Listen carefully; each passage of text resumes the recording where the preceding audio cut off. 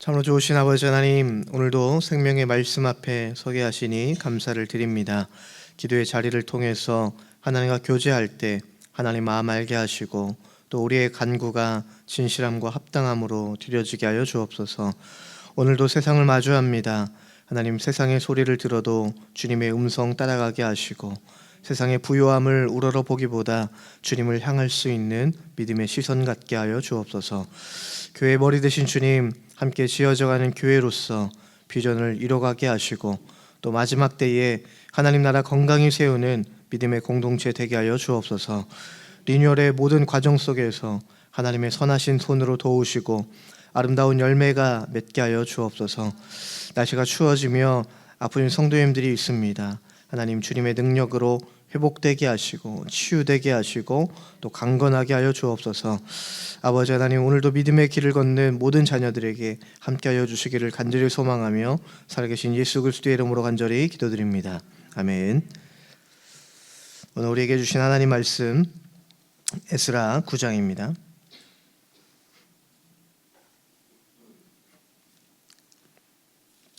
에스라 9장 9절에서 15절까지의 말씀입니다. 에스라 9장 9절에서 15절까지 말씀 한 절씩 교도합니다.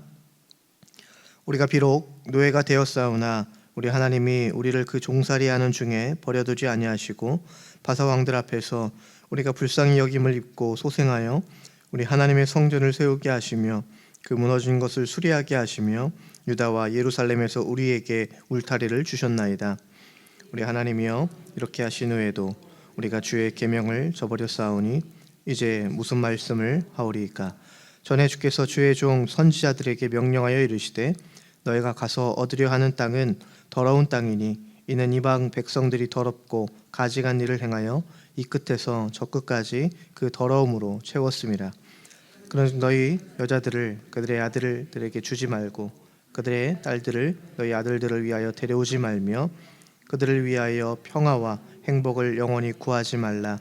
그리하면 너희가 왕성하여 그 땅의 아름다운 것을 먹으며 그 땅을 자손에게 물려주어 영원한 유산으로 물려주게 되리라 하셨나이다.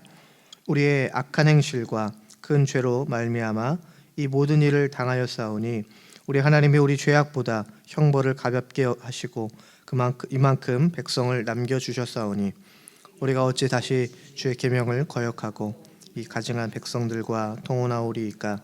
그리하면 주께서 어찌 우리를 멸하시고 남아 피할 자가 없도록 진노하시지 아니하시리이까? 함께합니다. 이스라엘 하나님 여호와여, 주는 의로우시니 우리가 남아 피한 것이 오늘날과 같사옵거늘 도리어 주께 범죄하였사오니 이로 말미암아 주 앞에 한 사람도 감히 서지 못하겠나이다 하니라. 아멘. 오늘도 주와 동행하며 또 믿음의 길을 걷기를 주의 이름으로 간절히 축복합니다.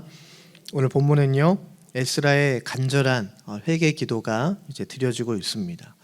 에스라가 회개 기도했던 그 이유, 그것은 하나님과의 언약을 저버린 이스라엘 백성들의 죄악 때문이었습니다. 에스라가 마주한 현실이 참 참담했습니다. 이제 귀환을 하고 나서 성전을 재건하는 아주 중요한 그런 비전을 갖고 있는 상황 가운데에서 지금 에스라가 하나님 앞에 간절하게 회개 기도하고 있다라는 거죠. 백성들은 과거 조상들이 멸망에 이르게 했던 것과 똑같이 이방 민족과의 결혼, 통혼이라는 것을 통해서 하나님 앞에 죄악을 저지르고 있었기 때문입니다. 가나안 족속들과의 결혼, 이 관계는요, 즉 종교적인 타락 그리고 혼합주의에 빠지게 할 그러한 위험이 있었습니다. 즉 이방 민족 그들의 삶의 양식에 이 거룩한 백성이 돼야 될 이스라엘 민족들이 물들 수 있기 때문이었습니다. 당시 포로에서 돌아오죠. 그리고 나서 하나님의 백성으로서 신앙의 순수성 그리고 민족으로서의 하나님 자녀로서의 분명한 정체성을 재확립해야 될 아주 중요한 그 시기에 그들은 하나님을 의지하는 대신에 이방 민족들과 결혼을 통해서 좀 더 나은 생활들을 기대했던 것 같습니다. 이 소식을 들은 에스라가요, 너무도 슬픈 거죠.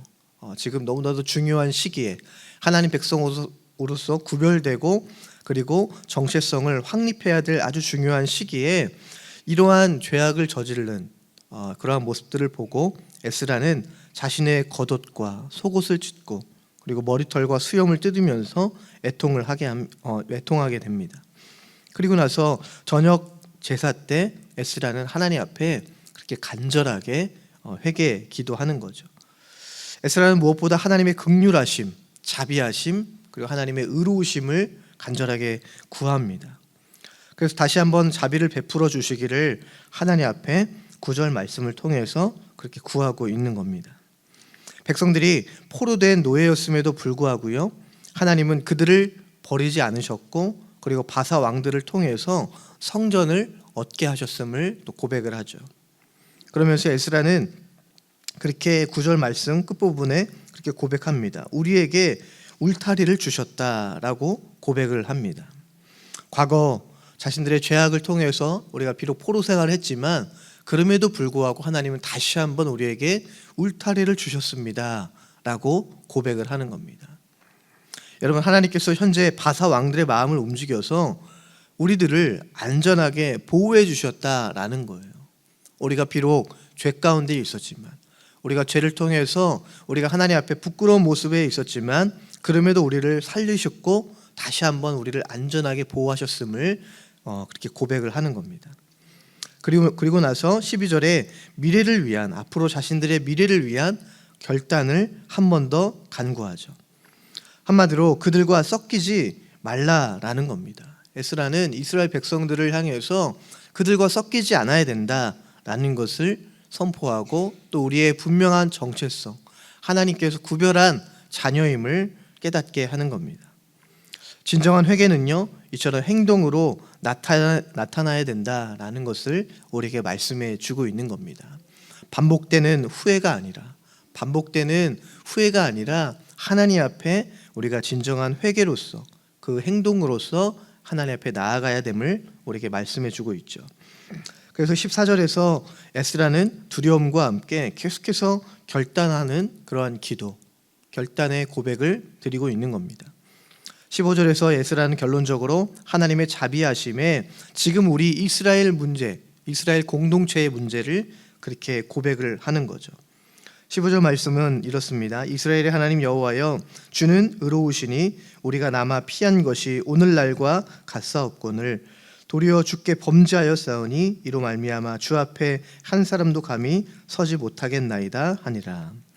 자신들의 문제를 고백하면서 계속해서 하나님의 자비하심을 구하고 있는 겁니다. 하나님의 의로우심을 고백하며 이스라엘 백성 가운데 그 어느 누구도 의로우신 하나님 앞에 설 자격 있는 사람이 단 한 명도 없습니다. 하나님, 우리를 불쌍히 여기시고 하나님의 긍휼하심을 우리에게 베풀어 주옵소서, 그렇게 고백하는 거죠. 이 고백은요, 백성을 다 멸망시킨다 해도 그것은 하나님의 전적인 권한이시고 하나님의 공의로운 심판이다라는 것을 인정하는 거예요. 그리고 또 하나는 구약에서 하나님의 의로우심은요 곧 사랑입니다.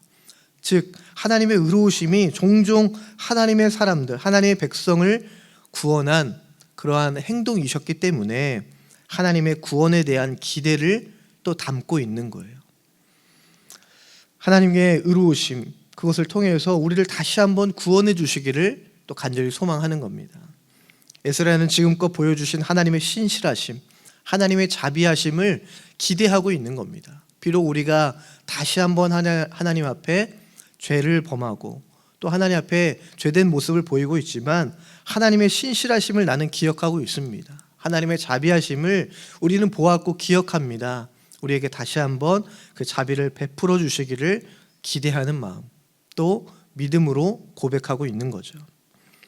여러분, 그래서 오늘 말씀을 통해서 이렇게 정리할 수가 있습니다. 우리의 기준은 세상이 되어서는 안 된다라는 거예요. 우리의 삶은 하나님의 거룩한 기준을 따라가야 된다, 우리에게 말씀해 주고 있습니다. 우리는 스스로 죄를 인정하고요, 그리고 진지하게 주님 앞에 고백하고 그 죄를 돌이키는 용기를 가져야 된다라는 겁니다. 또한 세상의 섞임과 또 물들지 않으려는 때로는 세상을 향해서 저항하는 그러한 용기가 우리에게 있어지기를 간절히 바랍니다. 우리 삶에서 이방 민족은요, 그냥 단순히 다른 문화권, 타 문화권이 아니다라는 거예요. 세상의 가치관, 세상의 문화들이 오늘날 우리에게 이방 민족과 같은 그러한 모습이다라는 겁니다.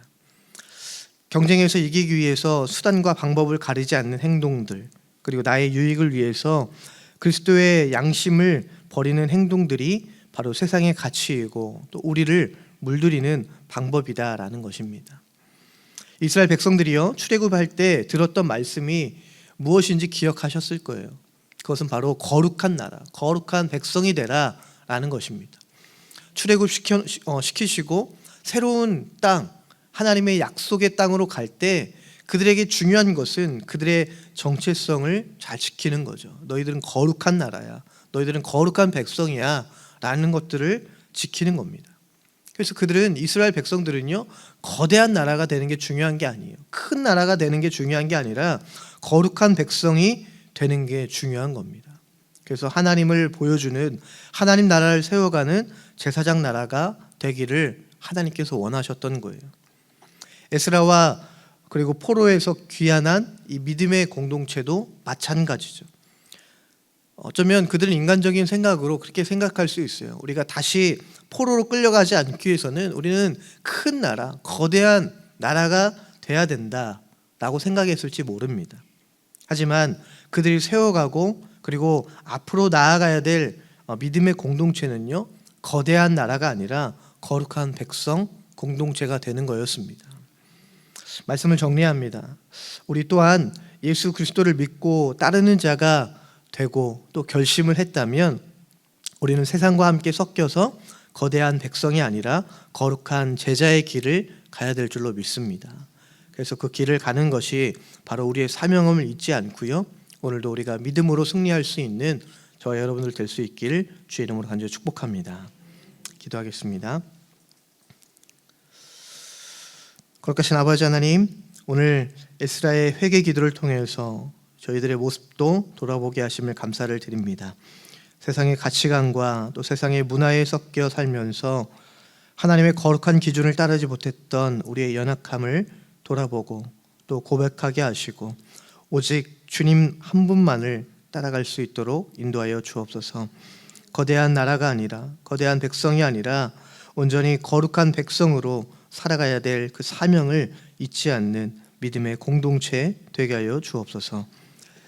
이제는 우리 주 예수 그리스도의 은혜와 하나님의 크신 그 사랑과 성령님의 교통하심과 위로하심과 인도하여 주심이 온전히 하나님을 따라가며 하나님 안에서 기쁨과 믿음과 순종으로 살아가기를 다짐하는 주의 자녀들 가운데 위에, 또 오늘을 살아가며 하나님을 의지하며 나아갈 때 온전히 주님을 기대하는 믿음으로 살아가기를 다짐하는 이들의 삶과 또 이들의 걸음과 또 이들의 모든 삶의 자리 가운데 위에 이제부터 영원까지 함께하여 주시기를 간절히 축원하옵나이다.